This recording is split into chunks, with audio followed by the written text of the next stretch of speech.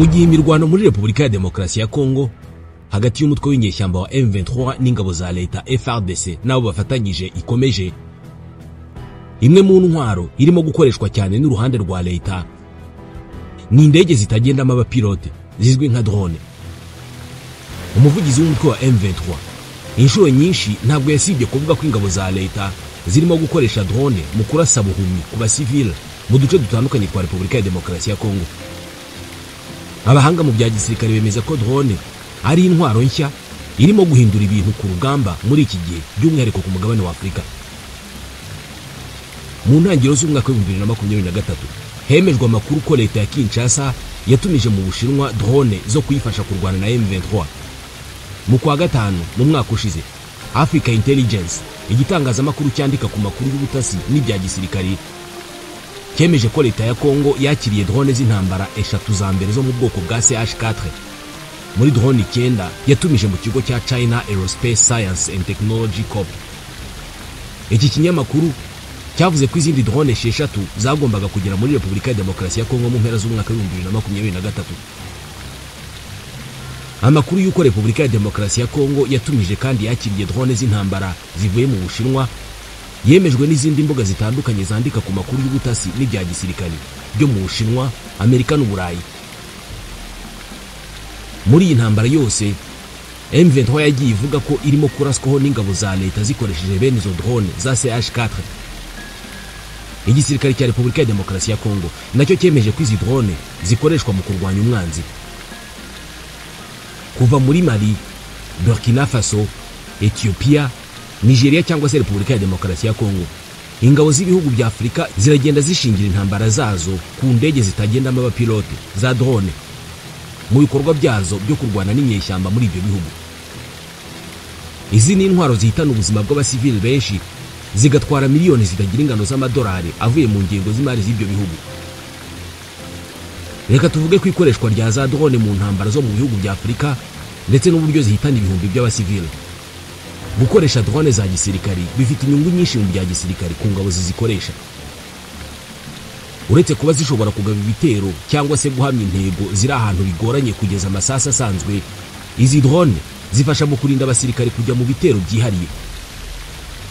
Urumva ni indege y'irobo irashishwa n'umuntu wicaye ahantu runaka, akayohereza hejuru y'aho ashaka kurasa, ubundi akayirashisha akoresheje mudasobwa nk'urimo gukina imikino ya video atavuye aho ari, abasirikare batagiye ku rugamba. Gusa iyi nzira yo gukoresha drone igira ingaruka zikomeye, cyane cyane kubera umubare munini w'abasivili bahitanwa n'ibi bitero byo mu kirere.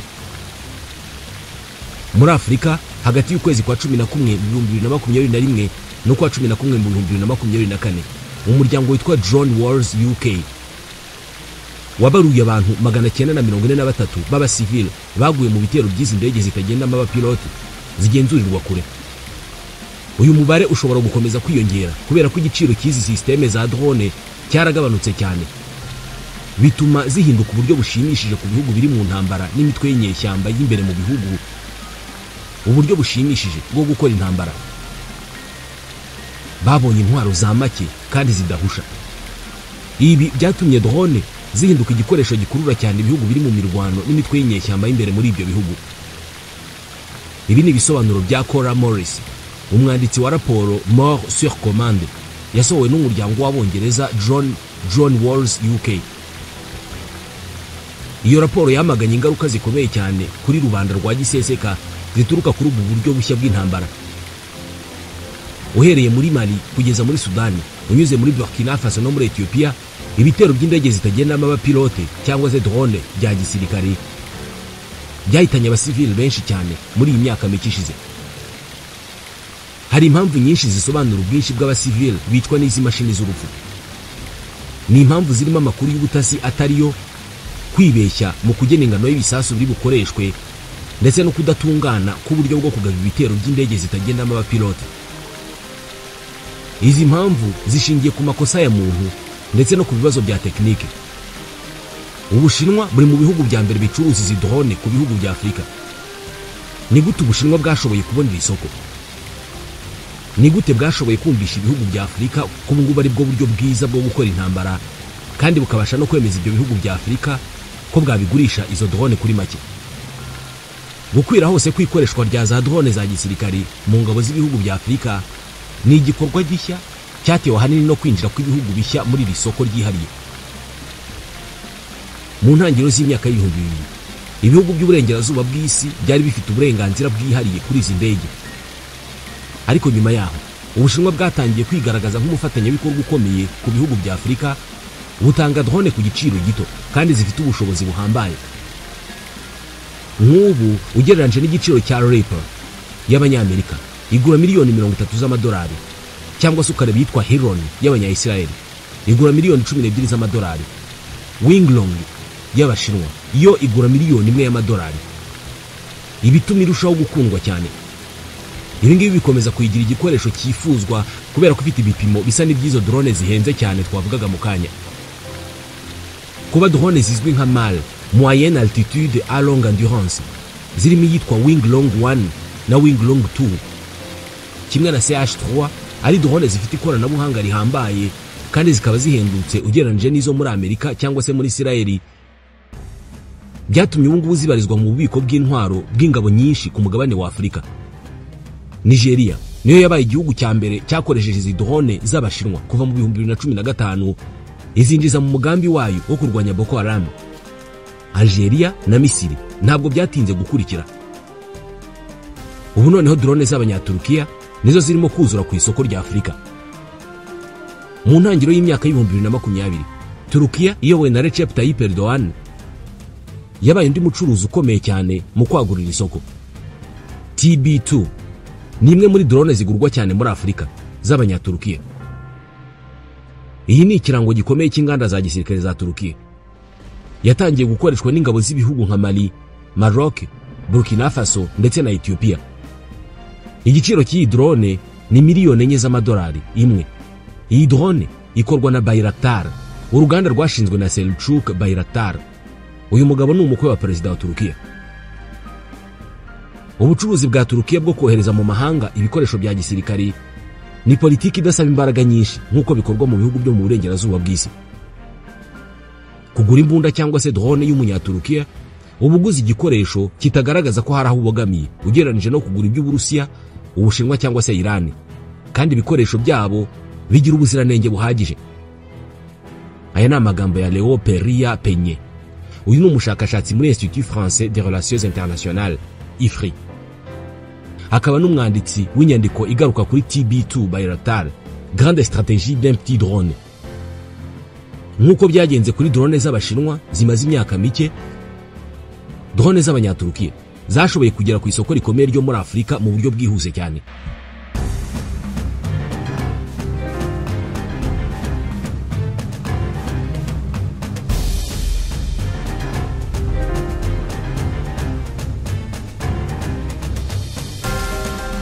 Ubukungu Turukiya ikura muri Afurika kubera kubagurisha drone bwarazamutse cyane mu mwaka umwe, buva kuri miliyoni 83 z'amadolari mu 2020 bugera kuri miliyoni 288 mu 2021. Drone ni intwaro zikura miliyoni nyinshi z'amadolari mu mifuko y'ibihugu bya Afurika, ariko zikanakura ibihumbi by'abasivili muri iyi si y'abazima. Ibihugu bya Afurika byaguze drone nyinshi mu Bushinwa muri iyi myaka mike ishize ni Nigeria, Misiri, Algeria, Ethiopia, Maroc na Repubulika ya Demokarasi ya Kongo. Uko mbivuze niko bikurikirana mu kuzigura yari nyinshi. Somalia yizigura muri Israel. Ibihugu bya Afurika byaguze drone nyinshi muri Turukiya byo ni Togo, Niger, Tunisia, Mali, Djibouti, Burkina Faso, Chad, u Rwanda na Kenya. Uko mbivuze niko bikurikirana mu kuzigura yari nyinshi. Sudani yizitumiza muri Iran. Nk'uko bigaragazwa n'ibipimo byo ku rubuga Military Africa, drone zirenga 1500 zimaze kwinjira mu bihugu bya Afurika guhera mu ntangiriro z'imyaka y'1980. Umwaka wa 2020 wabaye umwaka ukomeye aho ingabo za Afurika zaguze drone 237, ari wo mubare munini wa drone zaguzwe mu mwaka umwe. Repubulika ya Demokarasi ya Kongo ikoresha cyane cyane drone zitwa CH4 z'Abashinwa. Ni drone zikorerwa mu Bushinwa zishobora gukora ubutasi no kurasa ku butaka no mu mazi ziri hejuru cyane mu kirere kugera kuri metero 5000. urubuga Military Drones rutanga amakuru y'ubucuruzi bw'intwaro ku isi ruvuga ko CH4 iyo iri mu kirere ibigurutswa n'abakozi babiri babihuguriwe bari kuri control station baba bahabwa amashusho n'amakuru y'ibyireba biva ku cyogajuru. Justin Bronk wo mu kigo Royal United Services Institute cy'Londres mu Bwongereza avuga ko izi drone za CH4 zikoresha itumanaho ry'icyogajuru cy'Ubushinwa mu kureba no gupima ahantu zishaka kurasa ziri kure. Hari amoko abiri ya bene izi drone, CH4A na CH4B.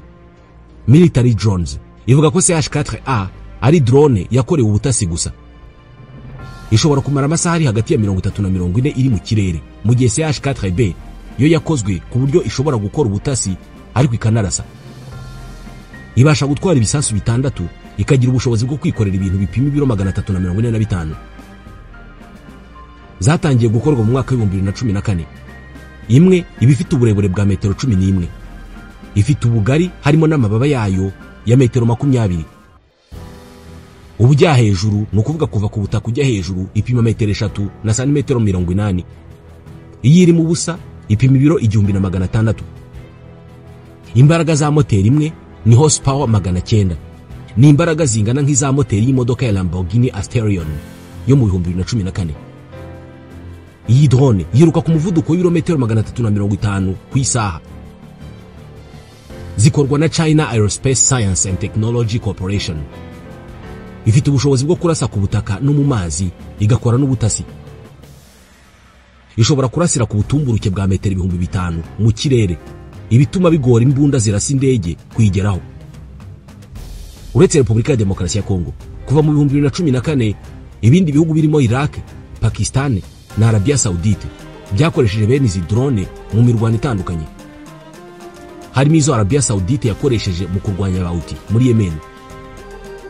Mu myaka ishize, Joseph Dempsey, umusesenguzi muri International Institute for Strategic Studies, yavuze ko Ubushinwa burimo kwigarurira isoko ryo kugurisha drone ku isi. Mu 2015 bivuga ko Nigeria ari cyo gihugu cya mbere cya Afrika cyaguze na Beijing drone za mbere za CH3. Nigeria yari zikeneye cyane mu kurwanya umutwe wa Boko Haram. Mbere yaho, drone z'intambara zari umwihariko w'igisirikare cya Amerika na Israel. Inzobere zivuga ko kwiganza k'Ubushinwa ku isoko rya bene izi drone ku isi biva ku itegeko rya Amerika rizwi nka Missile Technology Control Regime ryo mu 1987. Ribuza iki gihugu kugurisha intwaro zica abantu benshi ku bindi bihugu ku isi. Bityo Amerika ntabwo ishobora kugurisha drone nk'izi ngizi. Ibi byabaye amahirwe ku Bushinwa ngo budafite ikibubuza kugurisha izi drone. Inzobere mu bya gisirikari zivuga ko Kaihong 4 cyangwa se CH4 drone zakozwe mu buryo bumeze neza nk'ubwa drone zitwa MQ-9 Reaper z'Abanyamerika. Ubu iz'Abashinwa nizo ziganje cyane ku isoko ry'intwaro ku isi. Urubuga Africa Intelligence ruvuga ko drone za CH4 z'Ubushinwa zihendutse ugereranyije na ngenzi zazo biri ku rwego rumwe z'Abanyamerika. Uretse Repubulika ya Demokarasi ya Kongo, ibindi bihugu bya Afrika nka Maroc, Misiri na Ethiopia nabyo byaguze mwene izi drone z'Ubushinwa. Impirimbanyi z'uburenganzira bwa muntu zivuga ko izi drone ziteye amakenga ku byo zangiza nabo zica, kandi ziteye amakenga mu birebana no kubahiriza amategeko mpuzamahanga arengera ikiremwa muntu ndetse no kuba zishobora kwica abasivili benshi. Za leta zo nk'iya Repubulika ya Demokarasi ya Kongo ubu zivuga ko izi ntwaro ari nziza cyane mu kurasa abanzi no mu kurwanya iterabwoba. Izi drone ziri no mu byatumye agahenge kari kemeranijweho iwarikare kadashoboka. Ingabo za M23 zari zemeye kuva mu mujyi wa Warikare, ariko umuvugizi wa AFC M23 Lawrence Kanyuka yamenyesheje umuryango mpuzamahanga ko ingabo za Repubulika ya Demokarasi ya Kongo zanyuranyije n'ibyo zari zatangaje ku itariki ya 23 y'ukwezi kwa gatatu.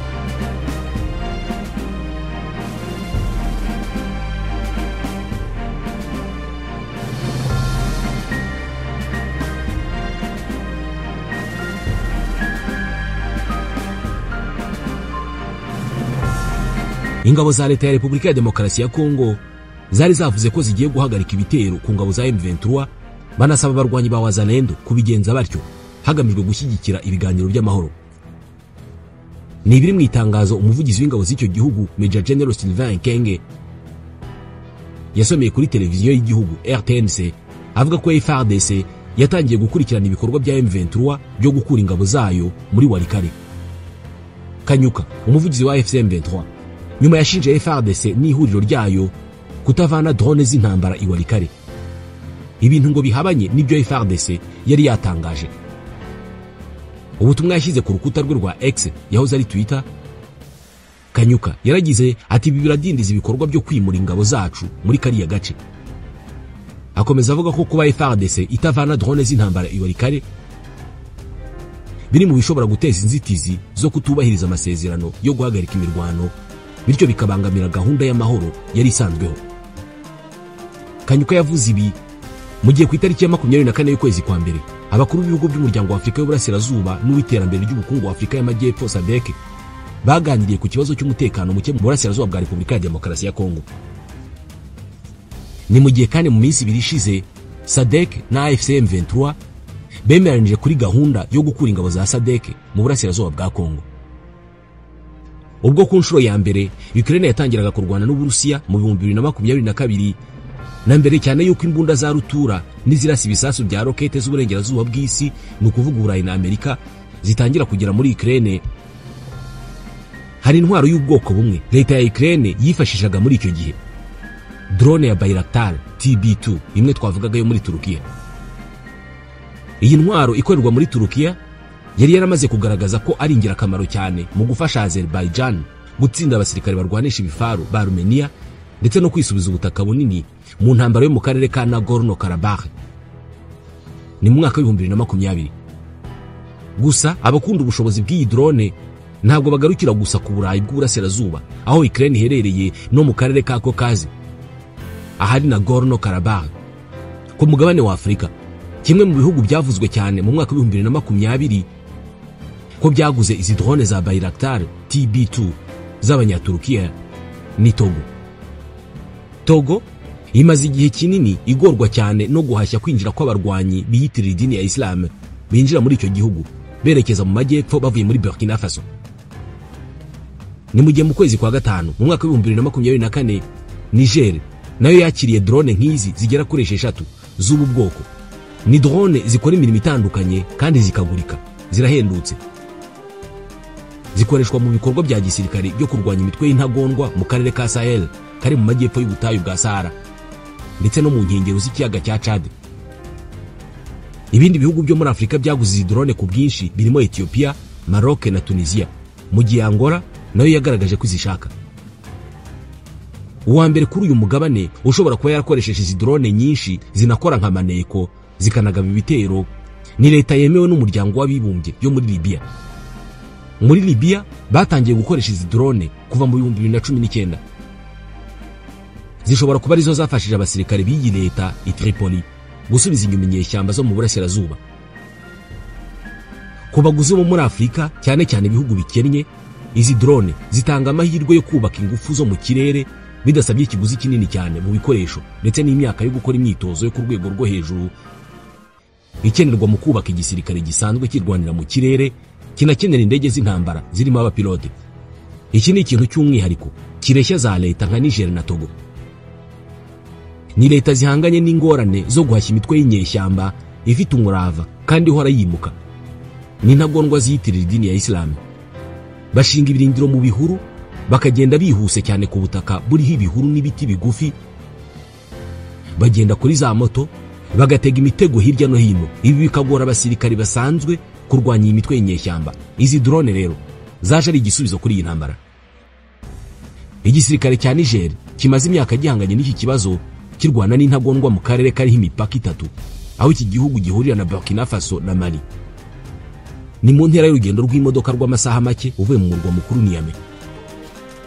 Abasirikare ba leta ya Niger bari no mu gikorwa kigoye cyo kurinda akarere k'amajyepfo ashyira uburasirazuba, bakarinda ibitero by'umutwe wa Boko Haram n'ishami ryo muri Afurika y'Uburengerazuba ry'umutwe wita leta ya Islam rizwi nka Islamic State West Africa Province ISWAP. Mu gice kinini cy'imyaka 10 ishize ibikorwa by'imitwe y'intagondwa byagarukiraga gusa ku gace ka Sahel ko hagati na hagati ni Mali, Burkina Faso na Niger. cyane cyane mu duce twitaruye imipaka y'ibyo bihugu bihana imbibi n'ibihugu bikora ku nkombe y'inyanja nka Côte d'Ivoire, Ghana, Togo na Benin. Gusa mu gihe cya vuba hagishize iyi shusho yatangiye guhinduka, mu gihe imitwe yitwaje intwaro yongeraga higera mu bikorwa byayo ikagera mu gice kinini cya Burkina Faso no mu duce tw'icyaro two ku mupaka ihana n'ibyo bihugu bine. Kugeza mu mpera z'umwaka wa 2019 abashinzwe umutekano bari barimo gutahura ibimenyetso byo kwinjirwa n'intagondwa mu majyaruguru ya Togo. Bitangira abarwanyi babaga bihishe gusa, ariko leta ya Togo kimwe n'izindi leta ngenzi zayo zo mu bihugu bikora ku nyanja byo muri Afrika y'Uburengerazuba bari baramaze gutangira guhangayika batewe inkeke n'uburyo abo barwanyi barwana. Aha niho bavumbuye izi drone zikorerwa muri Turukiya. Togo yatangiye kugigurutsa izi drone hejuru y'ahari ibindiro by'aba basirikare zikabamishaho ibisasu ntiharokoke n'umwe. Ikoreshwa rya za drone ntabwo ari rishya muri Sahel. Ubufaransa na Amerika bari bafite ibibuga bya za drone muri Niger mbere yuko birukanwa muri iki gihugu.